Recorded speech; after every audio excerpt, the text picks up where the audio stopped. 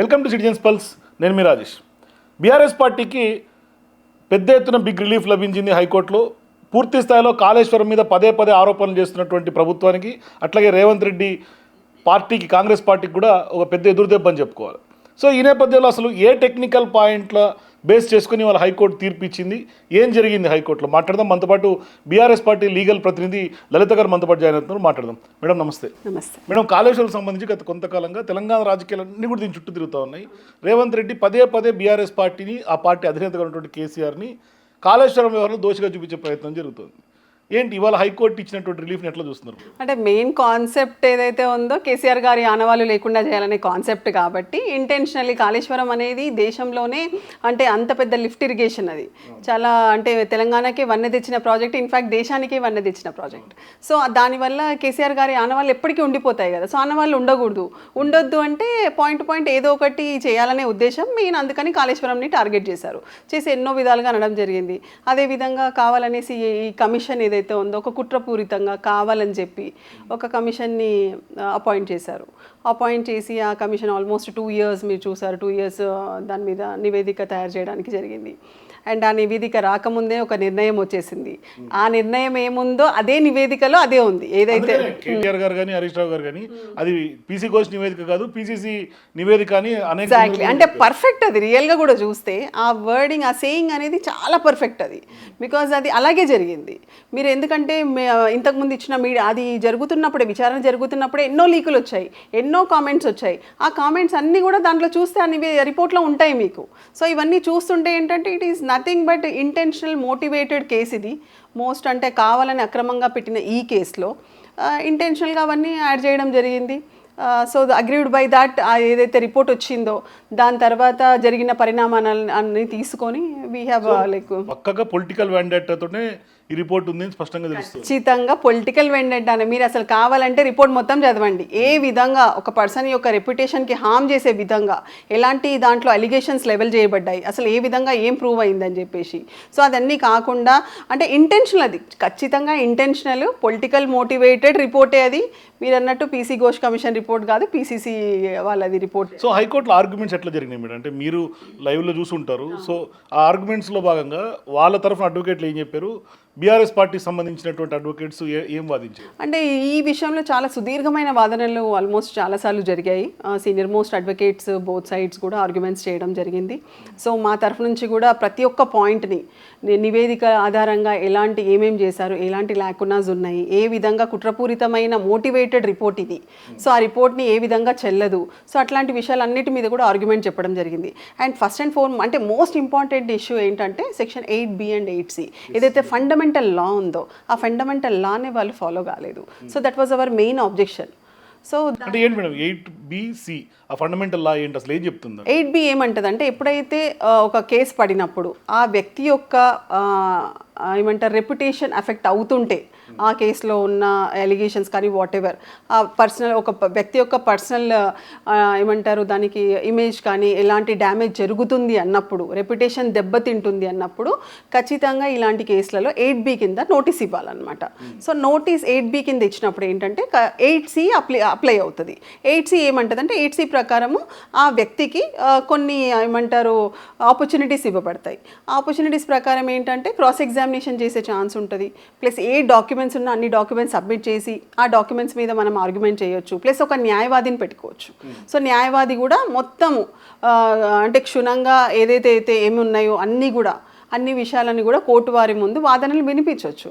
So అలాంటి opportunity ఇవ్వకుండా ఏకపక్షంగా ఈ రిపోర్ట్ ఏదైతే ఉందో, కానీ పీసీ ఘోష్ కమిషన్ సందర్భంగా, ఎంక్వైరీ సందర్భంగా కూడా లీగల్ ప్రతినిధుల్ని కేసీఆర్ గారితో పాటు కానీ హరీష్ రావు గారితో పాటు కానీ అలో చేసినటువంటి సందర్భాలు లేవు, అసలు చేయలేదు. That's what we are saying. ఇప్పుడు ఈ కేసులో ఈ అలిగేషన్స్ ఏదైతే వచ్చినాయో దాని ప్రకారం ఖచ్చితంగా రెప్యుటేషన్కి అయితే ఎఫెక్ట్ అవుతుంది.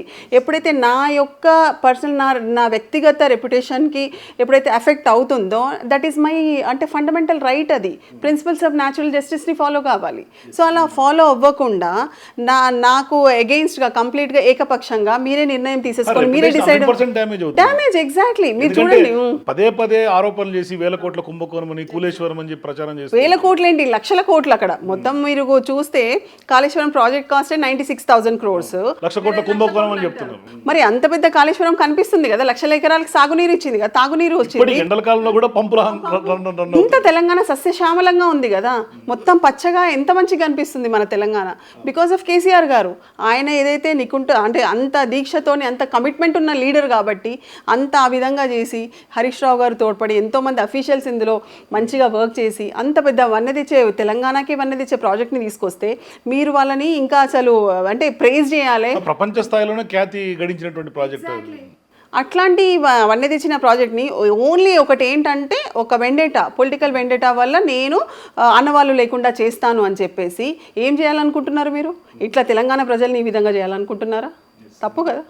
అయితే సహజంగా మీరు బయట ఆరోపణలు చేయడం వేరు, ప్రెస్ మీట్లు పెట్టి పిసిసి నివేదిక అని చెప్పడం వేరు, లీడర్స్ కోర్టులో ప్రూవ్ చేయడం వేరు. సో మీరు ఎంత స్ట్రగుల్ పడ్డారు కోర్టులో ప్రూవ్ చేయడానికి? ఎందుకంటే కోర్టులో ప్రతిదీ కూడా on record with documental evidence prove చేయాలి. ఎట్లా ప్రూవ్ చేయాల్సి వచ్చింది? అంటే ఇప్పుడు ఆల్రెడీ ఏమేమి జరిగినాయో ఆ విషయాలు నివేదిక ప్రకారము ఈచ్ అండ్ ఎవ్రీ అంటే డాట్స్ ఎట్లా కనెక్ట్ చేశారని అవన్నీ మా లీగల్ సెల్లో సీనియర్ మోస్ట్ అడ్వకేట్స్ ఉన్నారు. సో సీనియర్ మోస్ట్ అడ్వకేట్స్ అందరూ కలిసి చాలా వర్కౌట్ చేశారు. అదేవిధంగా సుప్రీంకోర్టు నుంచి లాయర్స్ కూడా వచ్చారు. సో అందరూ కలిసి ఒక టీం వర్క్ లాగా వర్క్ చేసి ప్రతి పాయింట్ని ప్రతి ఒక్క పాయింట్ అంత పెద్ద రిపోర్ట్ని కూడా ఏ విధంగా చెల్లదు, ఎన్ని విషయాలు ఇందులో అవకతవకలు ఉన్నాయి, ఏ విధంగా ఇట్ ఈస్ బయాస్డ్, ఏ విధంగా ఇది ముందే ఒక నిర్ణయం తీసుకున్న తర్వాత వచ్చిన నివేదిక, ఇట్లాంటి ఎన్నో విషయాలను కూడా ఆర్గ్యుమెంట్లో చెప్పడం. ఆ నివేదిక తయారు చేయడానికి కూడా చాలా మంది ఇరిగేషన్ అఫీషియల్స్ చాలా మంది 2 రోజులు 3 రోజులు కష్టపడినట్టున్నారు. ఆ రోజు చెప్పారు కూడా క్లియర్గా, ప్రెస్ మీట్లు పెట్టి కూడా చెప్పారు ఆ నివేదిక కోసం అధికారులు కష్టపడ్డారని చెప్పి. అంటే ఆల్రెడీ ముందే నిర్ణయం ప్రకారం నివేదిక జరిగింది కాబట్టి 2-3 రోజులకు తయారు చేశారు. లేకపోతే it is not so easy. 600 పైన పేజీలని దాన్ని క్రిస్ప్గా చేసి మళ్ళీ పంపించారు. అదే కదా, మళ్ళీ క్రిస్ప్గా చేసి చేయడము, ఇదంతా మళ్ళీ అసెంబ్లీలో పెట్టడము, దట్ ఈస్ ఆల్. కానీ ఒకటి మేడం, ఫైనల్గా ఇవాళ 8B 8C ఏదైతే మీరు ఫండమెంటల్ దానికి భిన్నంగా వెళ్ళారని అన్నారు. సో అది అంటే ఎట్లా పీసీ కోర్స్ అనేది జ్యుడిషియల్ కమిషన్, ఆయన ఎందుకు ఈ ప్రాథమిక సూత్రాలు మర్చిపోయి లాజిక్ ఎట్లా మిస్ అయ్యారనుకోవాలి? అంటే దట్స్ వాట్, అంటే కంప్లీట్ ఎయిమ్ మేబీ ఒకటే ఉండొచ్చు, కేసీఆర్ గారి మీద హరీష్ రావు గారి మీద ఏదో విధంగా ఇది కాళేశ్వరం ప్రాజెక్ట్లో వాళ్ళ మెడకు చుట్టాలని ప్రీ ప్లాన్ జరిగింది కాబట్టి ఇట్లాంటి ఒకవేళ ఆపర్చునిటీ ఇస్తే నిజాలన్నీ బయటికి వస్తాయి కదా.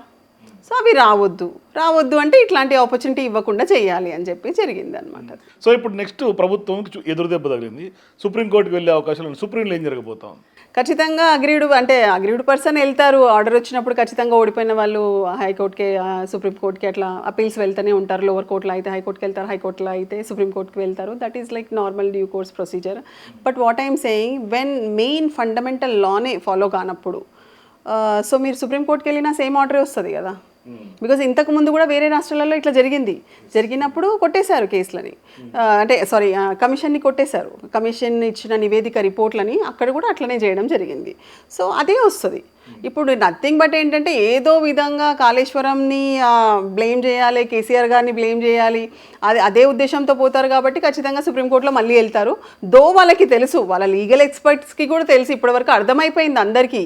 మెయిన్ ఫండమెంటల్ లానే ఫాలో కానప్పుడు అసలు దానికి లీగల్ శాంటిటీనే లేదు ఆ రిపోర్ట్కి.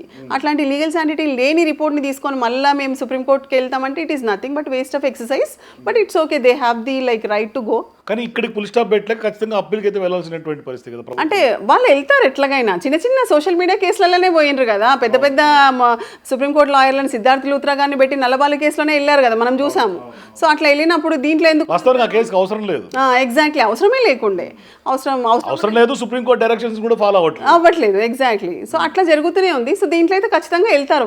వాళ్ళ మోటివే అది కదా. ఏదో విధంగా కాళేశ్వరం ప్రాజెక్ట్ ఏదైతే ఉందో చెడ్డ పేరు రావాలి, కేసీఆర్ గారికి చెడ్డ పేరు రావాలి, అన్నెసెసరీగా బ్లేమ్ చేయాలి, వీళ్ళ రెప్యుటేషన్ని డ్యామేజ్ చేయాలి అట్లా అనుకుంటున్నారు. కానీ ఓకే, సెకండ్ సీఎంని నేను మంచిగా నడిపించుకుపోవాలి, అండ్ ముందు చేసిన సీఎం గారిని ఇంకా మనం గౌరవించుకోవాలి, ఏమైనా ఉంటే వీ షుడ్ టేక్ అడ్వైజెస్ తీసుకోవాలి, అట్లా ప్రభుత్వాలను తీసుకెళ్ళాలి. కానీ ఇదేంటో అసలు టూ మచ్. కానీ ఇవాళ హైకోర్టు తీర్పు చూస్తే సత్యమేవ జయతే అని అనిపిస్తుంది. ఖచ్చితంగా, రియల్గా చెప్తున్నాను. ఎప్పుడైతే అసలు అక్కడ తీర్పు అట్లా వెలువడగానే ఫస్ట్ మా మనసులో మాకు వచ్చింది అదే, సత్యమేవ జయతే. ఎప్పటికైనా న్యాయం గెలుస్తుంది ఖచ్చితంగా. సో ఎన్ని అక్రమ కేసులు ఎట్లాంటిదైనా కూడా ఆఖరికి గెలిచేది విజయం న్యాయానికి వస్తుంది. సో ఇప్పుడు సుప్రీంకోర్టులో కూడా సేమ్ అదే వస్తుందని ఎక్స్పెక్ట్ చేస్తున్నారు. ఖచ్చితంగా మాకైతే పూర్తి నమ్మకం ఉంది. Because fundamental law principles of natural justice అది ఫాలో కాలేదు కదా. ఆపర్చునిటీ ఇవ్వనప్పుడు అయిపోయింది, కమిషన్ టైం కూడా అయిపోయింది, ఆల్రెడీ సబ్మిట్ చేసేసారు, దానికి లీగల్ శాండిటీ లేదు, ఆ రిపోర్టు ప్రకారం ఎలాంటి చర్యలు తీసుకోవద్దు అని క్లియర్గా చెప్పారు. కానీ గతంలోనే ఒకసారి ఆగస్టులో అనుకుంటా మీరు ఎప్పుడు హైకోర్టు ముందు మాట్లాడినటువంటి ఒక బయట ఇవాళ వైరల్ అవుతుంది.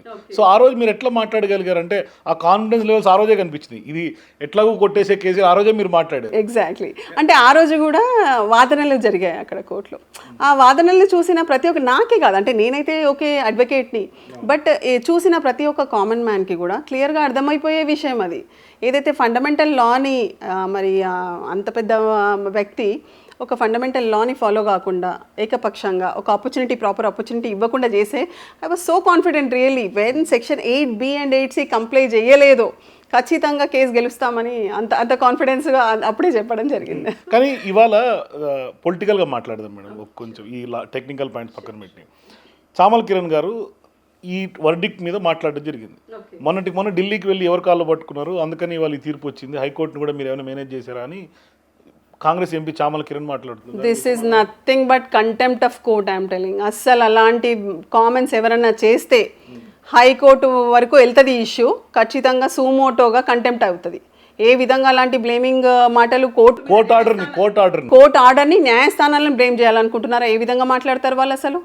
సో ఖచ్చితంగా ఈ ఇష్యూలో కూడా ఆయనకి అగేన్స్ట్గా మేము అప్లికేషన్ ఇస్తాము. నాకు తెలిసి ఇప్పటి వరకు న్యాయస్థానం వరకు వెళ్తే మటుకు ఖచ్చితంగా అతని మీద సూమోటో ఇది అవుతుంది, కంటెంప్ట్ పడుతుంది. విందాం ఒకసారి ఆయన ఏమంటారు. ఖచ్చితంగా వినిపించండి. మరి అంత కాన్ఫిడెంట్గా ఆయన క్లీన్ చిట్ వస్తుంది అనుకుంటే మన ఢిల్లీ పోయినప్పుడు ఏమైనా మంతనాలు చేసి వచ్చిరా ఏంది? మా మీద 80% క్లీన్ చిట్ ఇవ్వాలని చెప్పి ఎన్డీఏసీ వాళ్ళతోటో లేకపోతే సెంట్రల్ గవర్నమెంట్ తోటి సిబిఐ కూడా రాకుండా, సిబిఐ కూడా స్టేట్కి రాకుండా దీని మీద ఎంక్వైరీ చేయకుండా ఏమైనా మంతనాలు చేసి, సో అంత డైరెక్ట్గా కోర్టు వర్డిక్ట్ కూడా ఛాలెంజ్ చేస్తే కాంగ్రెస్ పార్టీ లీడర్స్ ఎట్లా మాట్లాడతారు? అంటే వాళ్ళు ఏదో చూస్తున్నాం కదా, ప్రతి ఒక్కసారి ఇష్టం వచ్చిన కామెంట్లు బయట చేసినట్టుగా కోర్టుల మీద, న్యాయస్థానాల మీద, న్యాయమూర్తుల మీద చేస్తే మటుకు చాలా పెద్ద శిక్షనే ఉంటుంది, చాలా పెద్ద ప్రాసెస్ ఉంటుంది దానికి వాళ్ళ మీద. సో అవన్నీ ఫేస్ చేయాల్సి వస్తుంది. ఏదో అంటున్నాం కదా అనేసి ఇష్టం వచ్చినట్టుగా జ్యుడిషియరీని అట్లా అనడానికి లేదు, చాలా తప్పు. మీరు కేసు ఓడిపోయారు, మీరు చెప్పిన ఏదైతే కాళేశ్వరం కమిషన్ మీద ఏదైతే ఫాల్స్ రిపోర్ట్ వేయించారో అది చెల్లదు అని చెప్పి ప్రూవ్ అయిపోయింది, ఒప్పుకోండి. అంతేగాని ఇట్లాంటి కామెంట్స్ చేసి అనవసరంగా న్యాయస్థానాలను బ్లేమ్ చేసి ఇంకేదో చేద్దామనుకుంటే మటుకు చాలా తీవ్రమైన కఠినమైన చర్యలు వాళ్ళ మీద తీసుకోబడతాయి. కానీ రేవంత్ రెడ్డి గారు ఎప్పుడైతే కేసీఆర్ గారు బయటికి వెళ్తుండు అని అనగానే మొన్న చూస్తే పెద్ద ఎత్తున మళ్ళీ కాళేశ్వరం తిరగదోడి ఎప్పుడో ఇచ్చినటువంటి నేషనల్ డ్యామ్ సేఫ్టీ రిపోర్ట్స్ని 1 year బ్యాక్ ఇచ్చినటువంటి రిపోర్ట్ని ఇప్పుడు మేల్కొని ఆయన ఇప్పుడు హడావిడిగా మళ్ళీ ఢిల్లీకి పరుగులు తీయటం, మళ్ళీ ఇవాళ మేడిగడ్డకి టూర్ చేయటం, రివ్యూ చేయటం, అక్కడ మేడిగడ్డ రిపేర్లకి పూనుకోవటం, అంటే ఇదంతా చూస్తూ ఉంటే మరోవైపు ఇక్కడేమో కాళేశ్వరం సంబంధించి ఇక్కడ హైకోర్టులో వచ్చినటువంటి తీర్పు ప్రజలు ఎట్లా అర్థం చేసుకోవాలి మేడం ఈ ఎపిసోడ్ అంతా కూడా? ప్రజలకైతే అర్థమవుతుంది ఏం జరుగుతుంది అనేసి. మనం చూస్తూనే ఉన్నాం ఎప్పటి నుంచి అయితే ఈ 2.5 yearsలో ఆల్మోస్ట్ ఆర్తనాదాలే ప్రజలని. ప్రతి సెక్టర్లో మీరు చూడండి, అసలు ఈ ప్రజలు ఈ సెక్టర్లో బాధపడని వాళ్ళు అంటూ ఉన్నారా అనుకుంటే మీరు చూస్తే ప్రతి ఒక్క సెక్టర్ ఏదో విధంగా బాధపడబడుతుంది అండ్ వంచింపబడుతున్నారు. వాళ్ళ ప్రామిసెస్ని అంతా వాళ్ళు ఇచ్చేసేసారు. సో ఇవన్నీ ఫుల్ఫిల్ చేయకుండా ఇంటెన్షనల్గా ఏదో డైవర్షన్ పాలిటిక్స్ కోసము ఇష్టం వచ్చినట్టు మాట్లాడేసి ఏదో చేయాలనే ప్రయత్నాలు జరుగుతున్నాయి. కానీ ప్రాపర్గా ప్రజాపాలన అన్నారు, పరిపాలించాలి, ఇచ్చిన హామీలు ఏదైతే ఉన్నాయో నెరవేర్చాలి. అవన్నీ ఎగదొబ్బడానికి, అవన్నీ ఎక్కడ ప్రజలు అడుగుతారనే ఉద్దేశంతో ఇవన్నీ మాటలు అనేది అయితే కరెక్ట్ కాదు. కానీ రేవంత్ రెడ్డి గారు కూడా మొన్న రీసెంట్గా మాట్లాడతా సిబిఐ విచారణకు ఆదేశిస్తే కూడా బీజేపీ ఇప్పటిదాకా ముందుకు అడుగులు వేయట్లేదు అని, అంటే బీజేపీని కూడా ఈ యొక్క ఎపిసోడ్లోకి లాగే ప్రయత్నం చేస్తున్నాడు ఆయన. ఇక వాళ్ళు ఇష్టం వచ్చిన రాజకీయ నాయకులు ఇష్టం వచ్చినట్టుగా ఏదో విధంగా మాట్లాడాలని చూస్తారు, కావాలని చెప్పి కాలికేస్తే మెడకేస్తే కాలికేయాలని ఏదో జరుగుతుంది. కానీ యాక్చువల్గా కాళేశ్వరం అంత వన్నె తెచ్చిన ప్రాజెక్ట్ అని రేవంత్ రెడ్డి గారికి కూడా తెలుసు. దానివల్ల ఎంత బెనిఫిట్ అయింది తెలంగాణ ప్రజలకని తెలుసు. మొత్తం ప్రపంచంలోనే తెలంగాణ పేరు ఎంత ఖ్యాతి పొందిందో అది కూడా తెలుసు. బట్ ఇంటెన్షనల్లీ ఇవన్నీ కావాలని చేస్తున్నారు. కాబట్టి అలా కావాలని చెప్పి పొలిటికల్ వెండేటాతో ఏదైతే వెళ్తుందో, ఒక మనిషి అట్లా కక్షని పెంచుకుంటారో వాళ్ళని ఇంకా మనం ఏ విధంగా కూడా చేయడానికి లేదు. తన పర్సనల్ ఏదో వ్యూ గురించి, తన పర్సనల్ కక్ష గురించి ఒకవేళ తెలంగాణ ప్రజల జీవితాలనే ఈ విధంగా అంటే హరాస్ చేయడం అనేది అయితే కరెక్ట్ కాదు. కానీ వాళ్ళు తెలంగాణ ప్రజలైతే మాత్రం ఖచ్చితంగా కావాలనే ఇదంతా కూడా చేస్తున్నారు కుట్రపూరితంగానే విషయం అయితే ఈ వర్డిక్ తర్వాత అర్థం ఎగ్జాక్ట్లీ అందరికీ అర్థమవుతుంది. టైం అంటే వాళ్ళకి కొంచెం టైం పట్టింది. స్టార్టింగ్లో చూస్తున్నారు ప్రతి ఒక్కటి, అంటే మనం చూస్తున్నాం ఫస్ట్ 3 monthsలో ఏమైంది, తర్వాత 6 months, తర్వాత ఒక 1 yearలో, ఈ 2 yearsలో, ఇప్పుడు ఈ స్పెసిఫికలీ ఈ లాస్ట్ 6 months చూస్తే మటుకు నాకు తెలిసి మోస్ట్ ఆఫ్ ది చాలా మంది ప్రజలు చాలా రియలైజ్ అయిపోయారు ఏం జరుగుతుంది ఎగ్జాక్ట్లీ అనేది. కానీ కాదు మేడం, ఇక్కడ కాళేశ్వరం విషయంలో ఫండమెంటల్ లా ఫాలో అవ్వలేదు. అప్పట్లో పవర్ పర్చేజ్ అగ్రిమెంట్ సంబంధించి కూడా ఆ రోజు జ్యుడిషియల్ కమిషన్ ఇస్తే ఆ రోజు కూడా సుప్రీంకోర్టులోనే చుక్కెదురైంది. మళ్ళీ ఆయన్ని ఎవరైతే ఆ కమిషన్ లీడ్ చేస్తున్నారో ఆయన పర్సన్ని మార్చారు. సో ఇవన్నీ చూస్తుంటే రేవంత్ రెడ్డి గారు అసలు ఎందుకు ఇవన్నీ చేస్తున్నారు, ఏ ఉద్దేశంతో చేస్తున్నారు అనేది ఎట్లా అర్థం చేసుకోవాలి? అంటే దేర్ ఆర్ 2 issues అండి. ఒకటి as I said it is political vendetta, ఒకటి ఆనవాళ్ళు చేయొద్దు, ఆనవాళ్ళు లేకుండా చేస్తాను అనడము.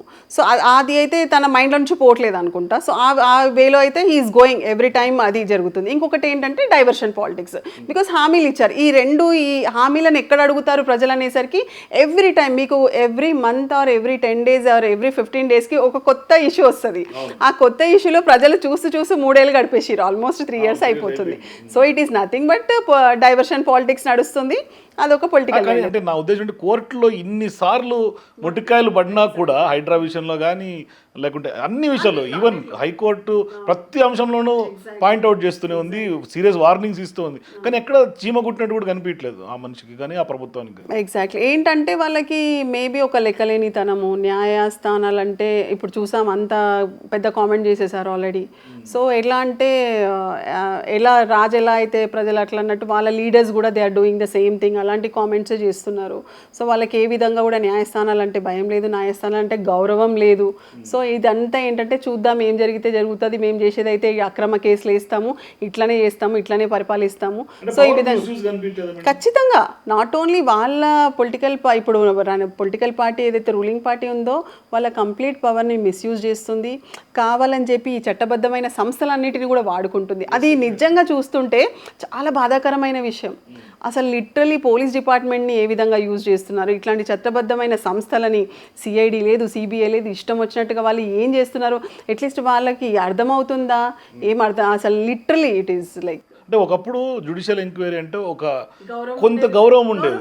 ఇప్పుడు ఈ యొక్క అంశం ఎపిసోడ్ జరిగిన తర్వాత, హైకోర్టు తీర్పు చూసిన తర్వాత అరే జ్యుడిషియల్ ఎంక్వైరీ కూడా ఈ విధంగా జరుగుతాయనే అంశానికి ప్రజలు కూడా అంటే అదే దట్స్ వాట్, ఇంత మనిపులేటెడా, ఇంత ఈ విధంగా అనేది అర్థమైపోతుంది కదా. సిబిఐ ఇవన్నీ ఎట్లాగూ జనాలకు తెలిసిందే ఎందుకు చేస్తారు, ఎక్కడ వాషింగ్ మిషన్ అనేది తెలుసు అందరికీ కూడా.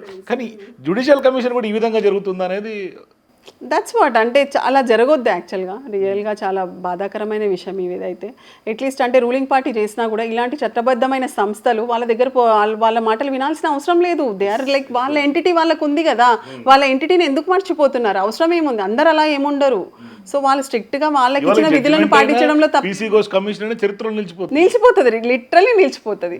కాళేశ్వరమే అంత చరిత్రలో నిలిచిపోయే ప్రాజెక్ట్. ఒకప్పుడు మనం చిన్నప్పుడు మనం ఏంటి మహాబలిపురం అని ఒక పాట ఉండేది, కట్టించాడు ఆనాడు పల్లవరాజు, లైక్ ఫేవరెట్ అది. సో ఆ విధంగా కాళేశ్వరం కూడా ఎప్పటికీ చరిత్రలో నిలిచిపోతుంది, తరతరాలు నిలిచిపోయే ప్రాజెక్ట్ అది. మన మొత్తం మానవాళికి అని, మన తెలంగాణ ప్రజలకి, మన ఫ్యూచర్ జనరేషన్స్కి ఎంతో హెల్ప్ఫుల్ అయ్యే ప్రాజెక్ట్ అది. లిటరలీ కేసీఆర్ సార్కి ఎంత మనము ప్రైజ్ చేసినా తక్కువే అవుతుంది. అట్లాంటి మహోన్నతమైన వ్యక్తిని కావాలని చెప్పేసి ఏదో విధంగా బ్లేమ్ చేయాలి, ఆయన రెప్యుటేషన్ని స్పాయిల్ చేయాలి అనే ఉద్దేశంతో ఇవన్నీ అంటే కీచక ప్రయత్నాలు జరుగుతున్నాయి. బట్ వాళ్ళు ఎప్పటికి కూడా వాళ్ళు ఇవన్నీ ముందుకు పోలేరు. బికాస్ ఎప్పటికైనా న్యాయమే గెలుస్తుంది. ఇలాంటి అక్రమ కేసులు ఎన్ని వేసినా మనం చూసినాం టైం అండ్ అగైన్. ఈ 3 ఏళ్లలో ఎన్ని కేసులు వేసినరో అన్నిట్లో మొట్టికాయలు పడ్డాయి. అసలు వాళ్ళు ఏది రిపోర్ట్ ఇచ్చినా కూడా ఈరోజు చూడండి అంత పెద్ద రిపోర్టర్ కూడా చిత్తు కాగితంతో సమానం అయిపోయింది.